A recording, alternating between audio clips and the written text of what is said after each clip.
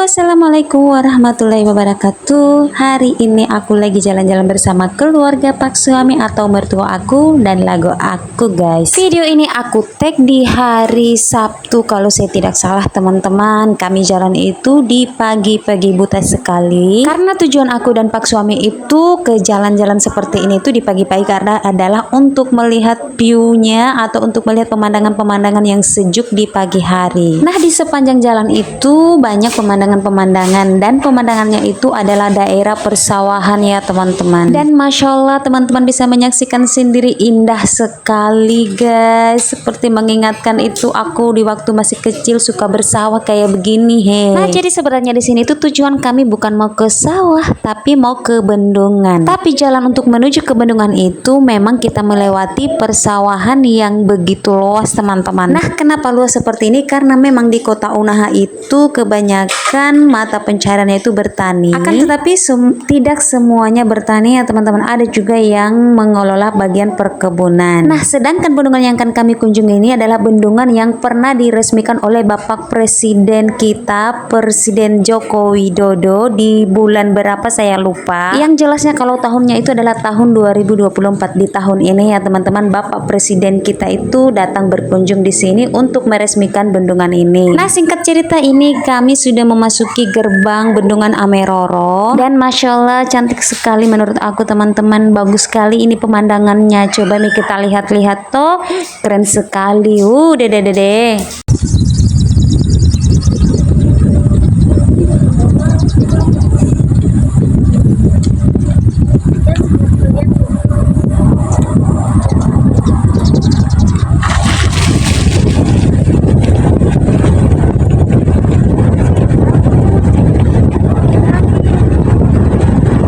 Kalau kita sudah memasuki gerbang Ameroronya, di sini sepanjang jalan jauh mata memandang kita melihat jalanannya itu lurus banget teman-teman, keren pokoknya deh. Sepanjang jalan kita menyaksikan pemandangan yang begitu indah di Sulawesi Tenggara, khususnya kota Unaha, Kabupaten Konawe, Ameroro. Nah, kalau ada yang tanya di sini itu sekitar berapa kilo masuk Bunda? Maaf ya, saya nggak tahu ini sekitar berapa kilo masuknya itu ke dalam karena saya bukan ahli di bagian kilo-kiloan. Bercanda ya teman-teman, nanti aku tanya suamiku kalau nanti aku kesini lagi mau tanya ini sekitar berapa kilo sih, siapa tahu ada yang tanya supaya aku juga bisa ngejawabnya dengan benar. Nah, selain daripada tujuan kami untuk melihat bendungan, untuk melihat irigasi ini dan juga pemandangannya di sini, juga untuk membawa mertua aku jalan-jalan guys. Karena sekarang kondisi atau kesehatan mertua aku itu kurang baik, jadi di sini kami sengaja untuk mengajaknya keluar biar menghirup udara segar di pagi hari. Juga bisa membuat pikiran mertuaku refreshing ya teman-teman, biar nggak terlalu penat di rumah terus. Dan ternyata di sepanjang jalan kami melihat orang banyak banget teman-teman yang jalan-jalan pagi atau jogging. Nah, itu artinya jalan menuju ke bendungan ini bukan hanya juga jalan umum, tetapi juga bisa digunakan untuk bersantai atau untuk berjalan-jalan pagi.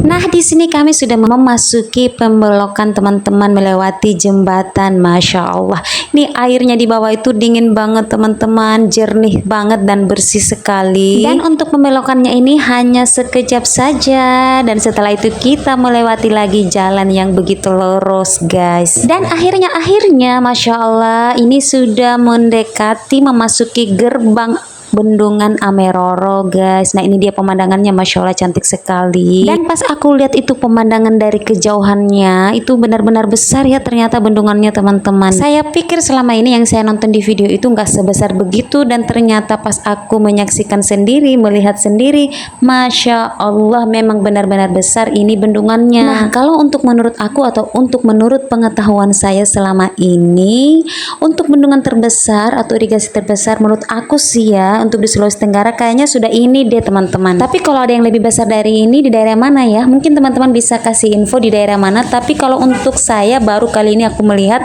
bendungan sebesar ini, sebagus ini, sepemandangan yang begitu indah seperti ini teman-teman. Cantik sekali ya Allah. Itu gunung-gunungnya adem itu kabut-kabutnya teman-teman. Masya Allah keren sekali. Banyak juga suara burung-burung. Nah tapi sayangnya di sini teman-teman untuk bendungan ini tuh belum dibuka untuk umum ya. Jadi yang masuk itu hanya pekerja saja. Jadi di sini tuh kami hanya menyaksikan dari kejauhan saja. Tapi sih nggak apa-apa. Yang penting sudah melihat dari kejauhan juga sudah oke. Nanti kalau misalnya kebuka, udah bisa dimasuki oleh umum, nanti kita kesini lagi. Berisi langsung jatuh nak.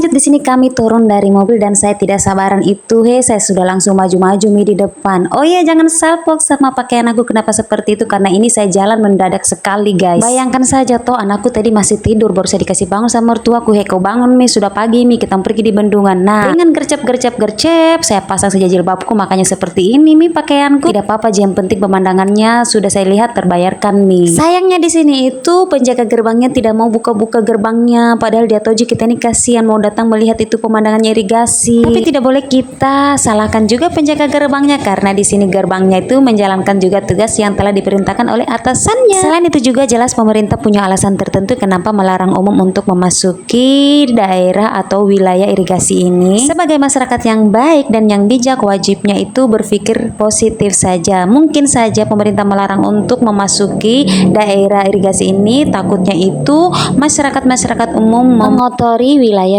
irigasi ini teman-teman, karena tidak semua manusia itu yang menjaga kebersihan. Ada juga sebagian yang sembarang membuang sampah begitu akhirnya yang tadinya itu bersih indah pemandangannya jadi rusak karena sampah di mana-mana tapi ini alasan hanya opini saya saja teman-teman, bukan fakta. Ini hanya pemikiran saya saja yang menyatakan bahwa mungkin itu alasannya pemerintah. Adapun alasan yang benarnya itu saya belum tahu teman-teman, kecuali saya tanya itu penjaganya kenapa dilarang. Tapi kan tidak mungkin saya mau tanya, so kenal sekali juga saya Aduh salpok sekali saya itu gerakanku, gayaku. Kenapa bisa begitu, kasihan ya Allah, astagfirullahaladzim. Kayak saya baru saja itu keluar dari perkampungan. Ya Allah, kayak sandeso. Nah lanjut selesai melihat pemandangannya di sini kami mau berfoto-foto dulu, karena di situ itu ada pemandangannya anoa yang sedang berdiri guys. Nah tapi jangan salah paham, anoanya itu bukan anoa hidup, cuman anoa patung. Kalau anoa hidup mati kita. Nah untuk dari daerah luar Sulawesi Tenggara itu perlu kita tahu bahwa anoa ini adalah merupakan hewan atau binatang yang sangat dilindungi oleh pemerintah, karena anoa ini sudah mulai sangat jarang terlihat teman-teman, atau sudah terancam punah. Hewan anoa ini juga adalah merupakan binatang simbolis dari Sulawesi Tenggara. Nah ada yang bertanya sih anoa itu apa bunda? Nah ini aku jelasin ya teman-teman. Anoa atau kerbau kerdil itu adalah kerbau endemik yang hidup di daratan Pulau Sulawesi dan di Pulau Buton kalau saya tidak salah. Nah di pikiran teman-teman pasti timbul pertanyaan seperti ini, kenapa anoa dijadikan sebagai hewan ciri khas Sulawesi Tenggara? Nah karena Sulawesi Tenggara adalah merupakan salah satu provinsi di Indonesia yang memiliki kekayaan alam yang melimpah termasuk flora dan fauna, dan salah satu endemik yang menjadi ciri khas Sulawesi Tenggara itu adalah anoa guys. Jadi jangan heran kalau sering mendengar Sulawesi Tenggara itu dijuluki sebagai sebagai bumi Anoa. Seperti Umi tadi penjelasannya teman-teman. Tumben-tumbennya ini saya pintar mi lagi di. Padahal ini saya sudah lama mi tamat dari SMA. Dulu-dulu memang saya suka sekali nih pelajari sejarah-sejarahnya ini atau cerita-ceritanya ini mengenai bumi Anoa. Tapi kenapa mi lagi ini saya ingat di lagi bagus kayaknya ini pikiranku. Cerita mengenai Anoa kita tinggalkan dulu, lanjut kita bercerita sesuai isi dalam video. Nah, di sini itu saya dan Pak suami berfoto-foto dulu di bumi Anoa. Maksudnya di depannya ini Anoa, he. Nah, selesai berfoto-foto di sini aku mau antar dulu mertua aku di situ di tempat kami mau menunggu karena suamiku mau pergi dulu ambil mobil dan menjemput kami di sini.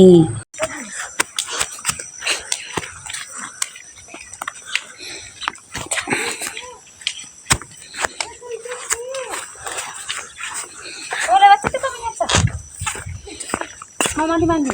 Iya.